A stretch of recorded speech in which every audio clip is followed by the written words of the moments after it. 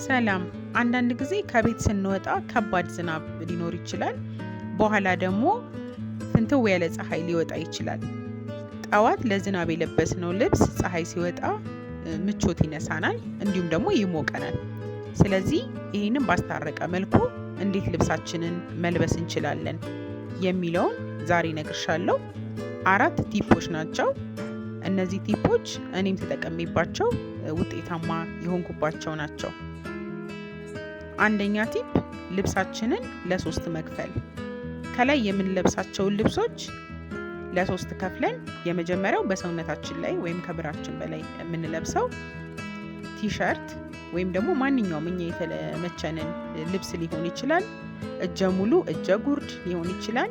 ነገር ግን ምንድነው ጨርቁ ከጥጥ የተሰራ እና አየር በአግባቡ ማስወጣት ማስገባት የሚችል ፀሐይ ሲወጣ የማይወብቅና የማይለበልብ መሆን አለበት።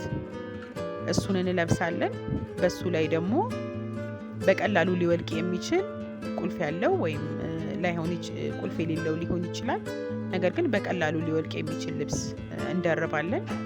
በሱ ላይ ደግሞ ኮት፣ ሹራብ፣ ትሬንች ኮት ወይም ማንኛውም ለክረምት ያለንን ከላይ የምንደርበውን የዝናብ ኮት ወይም ልብስ መደረብ እንችላለን።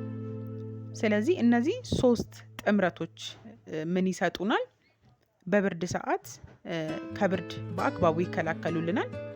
ፀሐይ ደግሞ ሲወጣ ከላይ የለበስነውን 3ኛውን ኮቱን፣ ሹራቡን ወይም ትሬንች ኮቱን በማውለቅ በሁለቱ ብቻ ብንሆን አይሞቀንም። ምክንያቱም ከውስጥ የለበስነው በአግባቡ አየር የሚያስገባና የሚያስወጣ ነው። ያን ያህል ደግሞ እንዳያራቁተን ክረምት እንደመሆኑ ወይም የዝናብ ወቅት እንደመሆኑ በላዩ ላይ የደረብነው ልብስ ለዚህ ይጠቅመናል ማለት ነው። በጣም ደግሞ ፀሐይ ካለና ሙቀት ካለ ሁለተኛውን የደረብነውን ልብስ ማውለቅና ቦርሳ ውስጥ ማድረግ እንችላለን። ኮትና ሹራቡን ደግሞ ከላይ የደረብነውን እንደ ሁኔታው አውልቀን በእጃችን መያዝ እንችላለን። ሁለተኛ ቲፕ ከላይ የምትደረቢያቸውን ኮት፣ ሹራብ ወይም ትሬንች ኮት፣ ጃኬት ቀለል ያሉ ማድረግ ነው።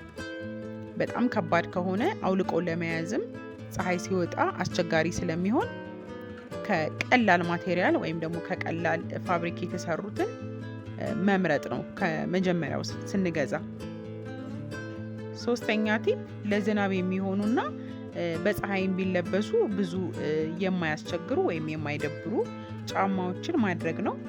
እነዚህ ጫማዎች ናቸው እነ አንክል ቡትስ፣ ሎፈርስ ወይም ስታይሊሽ የሆነ ስኒከር፣ ሎው ሂልድ ቡትስም ማድረግ እንችላለን። 4ኛ ቲፕ በቀላሉ የሚወልቁና የሚደረጉ ነገሮችን መጠቀም ነው።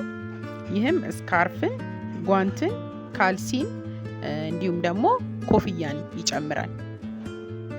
ውድ ቤተሰቦቻችን አብረን ስለቆየን እናመሰግናለን። ሁልጊዜ እንዲያምርብሽ የሚያደርጉ በየቀኑ የምትጠቀሚባቸውን የፋሽን ስታይል መረጃዎች ከቀናት በኋላ ይዘን እንመለሳለን። መልካም የማማር ሳምንት።